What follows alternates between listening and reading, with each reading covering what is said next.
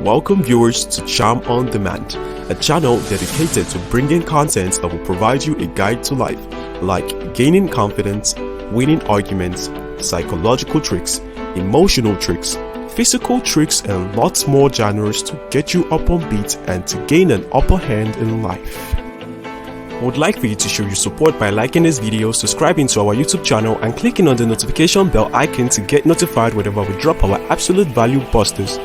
Now we're gonna dive straight into today's video. Enjoy. Welcome viewers to another episode on Charm on Demand. In today's video, we're gonna be showing you how to be stoic during an argument. Ye has been doing a lot of interviews recently and they haven't all gone well. Hey, bro, I ain't finished my sentence. Nothing you're saying has anything to do with... It's not uncommon for someone to get frustrated in a disagreement. What's rare is for you to argue with someone and have them walk away liking you more. But that exactly is what happened in the conversation between Ye and Lex Friedman. So in today's video, we're gonna break down that conversation to show you 8 tips to change someone's mind and have them love you for it. First, let's start with 2 common mistakes you have to avoid if you want to be persuasive. Here's a quick example of mistake number 1. Now tell me this, have you seen the Candace Owens BLM documentary? I have watched some of that documentary, but here's what I would say to you. When you watch that video of George Floyd... No, it's not a but. It's not. Well, I haven't watched the whole thing. Ye clearly wants to say something about that documentary. The question was a tee up. When you transition away from a topic without first listening to what the other person wants to say, it can make them feel like you don't value their thoughts. The ultimate form of this is mistake number 2, cutting someone off. This is what started the conflict between Pierce and Ye. I need you to watch. I know. Okay, I know what you said about... I know Candace. I'm going to finish. La, la, It's all right. La. You don't have to do that. I know what it means. La, la, la means be quiet and let me finish. Right, but you did interrupt my question. So... Almost every heated argument starts when you stop listening or empathizing with the other person. So if you want to disagree with someone without it turning into a fight, the first step is to listen deeply and make the other person feel heard. Lex does this in a very overt way. Do you think I would trust anybody at this point in my life? Yeah, it's tough. It's tough. I hear you. I hear you. 3 powerful words, especially when someone is sharing a negative feeling. For more complex ideas, a great way to make someone feel heard is with positive paraphrasing. Repeat back what they've said accurately in a way they will agree with. When you've allowed people to be in your life that shouldn't be there, and then they do the thing you knew they were going to do, and you're screaming at them, but you really need to scream at yourself. Yeah, so you realize anything that's like anger or frustration, that's something that's wrong with you that needs to be dealt with. Yes. Making someone feel heard is an important part of any conversation. So now, let's get into how to command respect specifically in a disagreement. Here is a quick example where Ye says something that Lex disagrees with. A Jewish friend of mine said, go visit the Holocaust Museum. And my response was, let's visit our Holocaust Museum, Planned Parenthood. The first step where you want to disagree is to use a calm, slow voice. With all due respect, I grew up in the Soviet Union. I'm Jewish. Parts of my family perished in the Holocaust of Nazi Germany. I have to push back. How your argument is received is not just about what you say, but how you say it. Specifically, your speed and volume. Listen to the next 2 clips. Who would you rather argue with, Ye or Lex? Why don't you empower yourself and don't need them and do it yourself? How, Sway? Take a few steps back to go. You ain't got the answers, man. You ain't got the answers. You ain't got the answers. You ain't got the answers, Sway. The most dangerous place for a black person in America is in their mother's stomach. 900 to 1 million abortions in the United States a year. I hear you.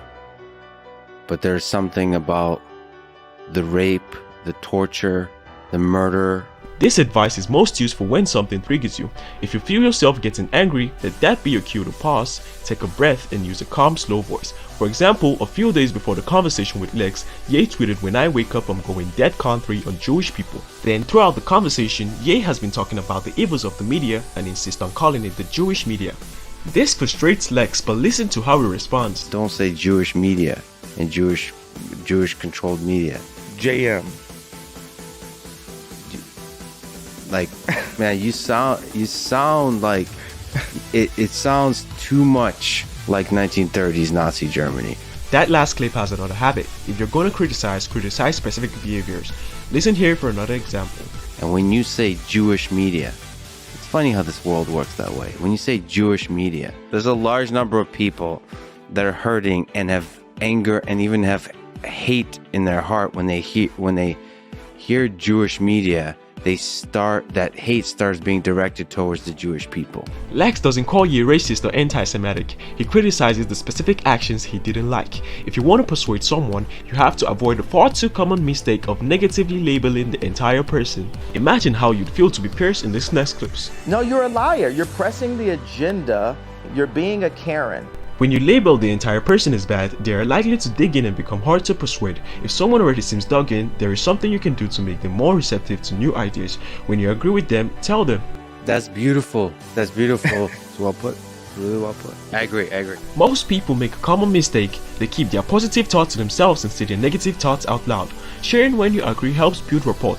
As you'll see in this next clip, it's also a great way to diffuse anger. For context, just so the clip makes sense, Ye previously said he doesn't like BLM and he thinks the organization used George Floyd's death for their own benefit. You should find people in your life you can trust. Don't tell me what I should do. I'm not one of your BLM marchers. Listen, I'm with you on the BLM. A lot of organizations use tragedy. And I watched the Candace Owens documentary. And what was your take on it? Now, sometimes you truly struggle to agree with anything the person is saying. But no matter what your disagreement is, you can almost always express empathy. For example, Lex hates what Ye said about Jewish people, but he can still express empathy for how hard things must be for you right now because of that tweet. And notice how this improves Ye's mood. You're under a lot of attack. A lot of attack. By a lot of people. You have a vision and you're trying to feel your way through it, and you might get destroyed for it. That's the human that's the risk you take. It's a wonderful life though.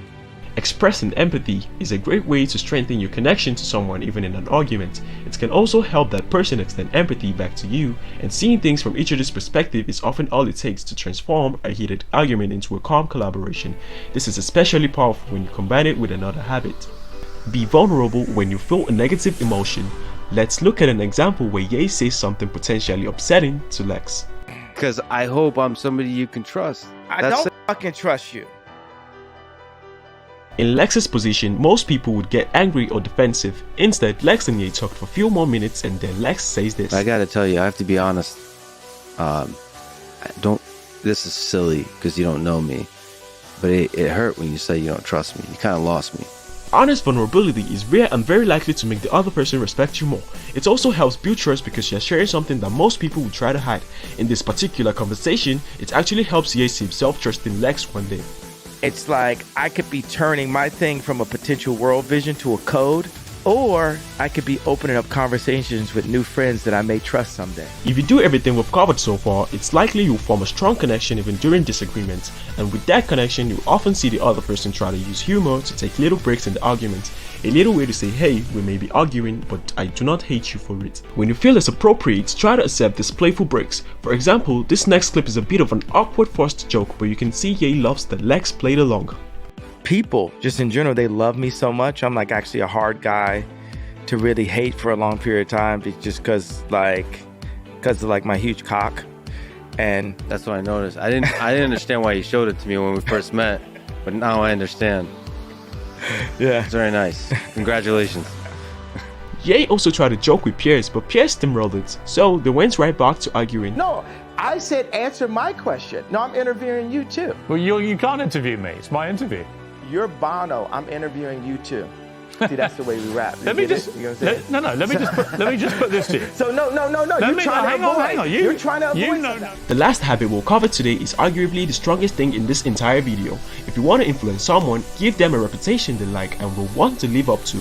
Both Pierce and Lex want to guide Ye to the same conclusions. You shouldn't vilify an entire group because of the actions of a few people. Ye argues with them both that he shouldn't have to apologize for hurting Jewish people because he himself is hurt and no one has apologized to him. Have you felt my pain yet? You haven't felt my pain. I don't have to feel your pain because I also have pain too that's not being recognized. Now watch how Pierce responds to Ye's pain. It doesn't make Ye apologetic. That doesn't change the fact that when you insult the Jewish people and say you're going DEFCON 3 on the Jewish people, that is as racist as anything you say you've been through and any pain that you've experienced. It's the same thing. Racism is racism. And you know that, I think, don't you? Yeah, obviously, that's why I said it. Pierce is right, but when you're in an argument, just being logically correct won't often change how someone feels. That's a common misconception people have. Being correct is not the same as being persuasive. Now listen to how Lex responds to Ye's pain. A great man still through the pain does the right thing. Lex knows that Ye wants to be a great man, so he gives him this reputation to live up to. As somebody who cares for you and hopefully can be a friend, Ye, I gotta say, these words and the words about Jews is not the words of a samurai, of a great man. Here's a different example from later in the conversation. Instead of simply saying you shouldn't be hateful, Lex again describes Ye in a way Ye likely wants to live up to. You have the skill and the capacity to really add love to the world, and I hope you do that. But I can tell you're a man that has love in his heart, and I hear that. I hear it through the words, explicitly and implicitly. And I think if we were to engineer a better future, the way to do that is with love. This is what finally persuades Ye to give a heartfelt apology. So before God, what I would do is start off as a samurai and say, I'm sorry for hurting you. As a Jewish person, I'm sorry for the way that made you feel. And I'm sorry for the entire population of a race that I feel is actually my brothers. At the end, they reach an agreement that we can hopefully all agree with. We want to live in a world filled with love and not hate. As Lex said, if we want to engineer a better future, the way to do it is with love. And that brings the end of another episode on Charm on Demand. If you've watched this far, we'd like to say a very big thank you for watching and supporting. If you've gained a thing or two from this video, we'd like for you to show your support by liking this video, subscribing to our YouTube channel, and clicking on the notification bell icon to get notified whenever we drop our absolute value busters.